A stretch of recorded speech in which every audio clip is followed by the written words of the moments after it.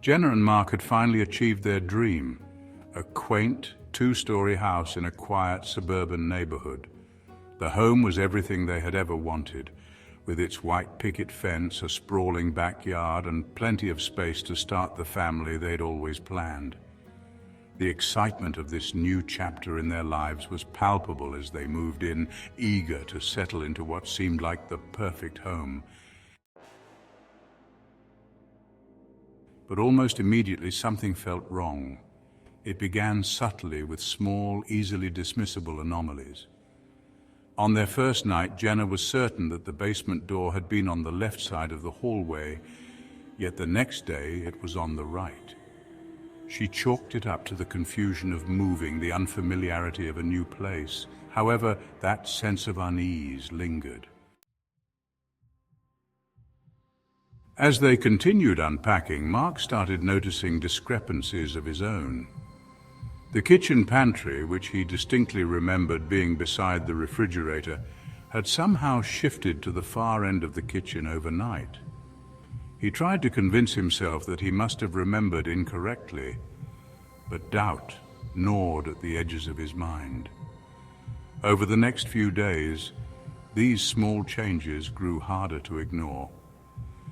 One morning, they found the living room had inexplicably rearranged itself. The window, once overlooking the front yard, now faced the backyard, and the furniture was positioned differently, as though moved by unseen hands. Jenna's confusion deepened, the unsettling realization creeping in that the house was not as it seemed.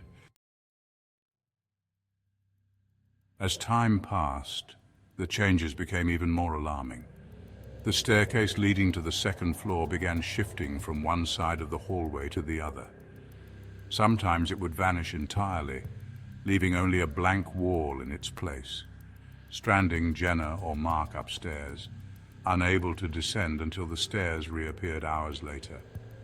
The house seemed to be toying with them, bending reality in ways that defied all logic. Rooms began to fluctuate in size. The cozy guest bedroom they had carefully decorated for visitors shrank to an impossibly small space, barely able to fit a single bed. Meanwhile, the master bedroom inexplicably expanded, its walls stretching outward to create corners that should not exist within the confines of the house's exterior. Then there were the nights, those dark, quiet hours when the house's changes were at their most malevolent. Mark woke one night, needing to use the bathroom, only to find that the hallway outside their bedroom had transformed into a long, narrow passageway he had never seen before. The walls were cold and bare, the air thick with an oppressive silence that pressed down on him like a weight.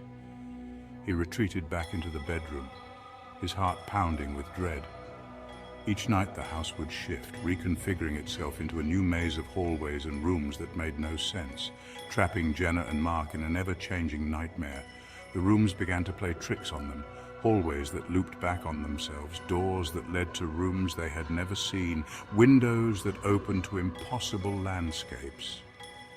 Their sense of time began to warp, hours blending into days as they wandered through the labyrinth, searching for a way out that no longer existed.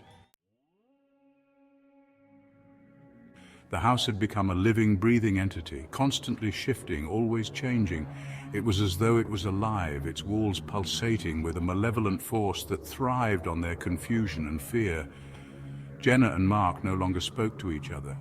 Their energy was consumed by the desperate search for an escape, by the growing realization that they were trapped in a place that defied all reason. One day, or perhaps it was night, they could no longer tell, they found themselves back in the kitchen, the one room that seemed familiar. On the table sat a book they had never seen before, its cover worn and dusty, its pages yellowed with age. The sight of it sent a shiver down Mark's spine, an inexplicable dread taking hold as he approached it. Inside, the pages were filled with handwritten notes and drawings, a chilling record of the house's dark history. It detailed the lives of all who had lived there before, families and individuals who had once called this place home. Each story ended the same way, trapped within the shifting walls, lost to the house's endless changes, consumed by the madness it brought. At the end of the book was a final ominous note. The house feeds on fear. It shifts to trap its prey, to disorient and terrify. There is no escape once you enter. It becomes your prison, your tomb. As they absorbed these words, the kitchen began to change around them. The walls started to close in, the ceiling lowering as if the house itself was tightening its grip. The realization hit with cold, suffocating clarity. The house had been toying with them, feeding on their fear, growing stronger with each passing day. They tried to flee, but every door led them back into the house, into rooms that shouldn't exist, rooms that morphed and twisted as if the house was alive, mocking their attempts to escape. The walls seemed to breathe, the floors shifting beneath their feet as they were herded back to the master bedroom, the room where it had all begun. The master bedroom was now an empty, featureless space. The windows were gone, replaced by solid walls, and the door had vanished entirely, leaving no way out. The room was shrinking around them, the walls pressing in closer with every passing moment. The house was finishing its game, tightening its hold, preparing to claim them as it had claimed so many before. As the darkness closed in, Jenna and Mark were left with only the suffocating realization that the house had won. It had lured them in, ensnared them in its shifting, impossible architecture, and now it was consuming them. The walls continued to press inward, the air thick with their terror until there was nothing left but darkness. The house fell silent once more, its walls and rooms returning to their original places, as though nothing had ever happened. From the outside, it appeared as it always had, a charming two-story house in a quiet suburban neighborhood, perfect in every way. But those who passed by would never know the truth. The house wasn't just a home. It was a predator, a living entity that shifted and changed, trapping those who entered within its nightmarish walls.